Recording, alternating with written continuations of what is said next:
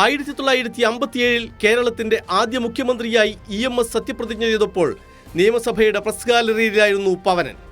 അന്നേ ദിവസം നിലച്ചുപോയ സ്വന്തം വാച്ചിനു പകരം പവനന്റെ വാച്ച് കെട്ടിയാണ് സത്യപ്രതിജ്ഞ ചെയ്തതെന്ന് EMS എഴുതിയിട്ടുണ്ട്.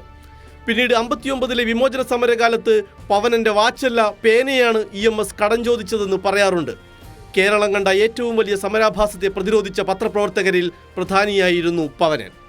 കമ്മ്യൂണിസം കാഴ്ചപ്പാടും യുക്തിവാദം ജീവിതവുമാക്കിയ പവനൻ 6 പതിറ്റാണ്ട് കാലത്തെ കേരളത്തിൻ്റെ സാംസ്കാരികവും രാഷ്ട്രീയവുമായ ഉജ്ജ്വല മുഹൂർത്തങ്ങളുടെയെല്ലാം ചരിത്രകാരനാണ്.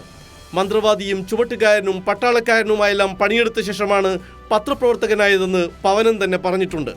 1964-ൽ കമ്മ്യൂണിസ്റ്റ് പാർട്ടിയിൽ പിളർപ്പുണ്ടായതിനെ തുടർന്ന് ദേശാഭിമാനി വിട്ട് ജനയുഗത്തിലും നവയുഗത്തിലും സോവിയറ്റ് ലാൻഡിലും പത്രപ്രവർത്തനം തുടർന്ന പവനൻ പിന്നീട് CPIയുടെ സംസ്ഥാന കൗൺസിൽ അംഗമായി. കേരള സാഹിത്യ അക്കാദമിക്ക് ദിശാബോധം നൽകിയ സെക്രട്ടറിയായും പവനൻ അറിയപ്പെട്ടു. സാധാരണക്കാർക്ക് മനസ്സിലാകുന്ന വിധം ഏത് വിഷയവും യുക്തിപൂർവ്വം ശുദ്ധവും ലളിതവുമായ മലയാളത്തിൽ അവതരിപ്പിച്ച പവനന്റെ ദൈക്ഷണിക ജീവിതം 45ഓളം പുസ്തകങ്ങളായും ആയിരക്കണക്കിന് പ്രബന്ധങ്ങളായും പരന്നുകിടക്കുന്നു.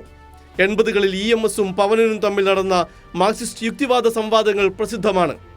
യുക്തിയേന്തി മനുഷ്യന്റെ ബുദ്ധിശക്തി ഖനിച്ചതിൽ ലഭിച്ചതല്ലാതില്ലൊന്നും ലോകവിജ്ഞാനരാശിയിൽ എന്ന സഹോദരൻ അയ്യപ്പന്റെ വരികൾ അവസാനം വരെയും ഉയർത്തിപ്പിടിച്ച പവനൻ മനുഷ്യർ യുക്തിചിന്തയിൽ നിന്ന് അകന്നതോടെ വിസ്മൃതനായി. യുക്തിവാദത്തിന്റെ പേരിലും ആൾദൈവങ്ങളും വർഗീയവാദവും പടരുന്ന കാലത്ത് പവനനെ പോലുള്ള യുക്തിചിന്തകരുടെ അഭാവം കനത്തതാണ്. ബിജു മുത്തത്തി, കൈരളി ന്യൂസ്.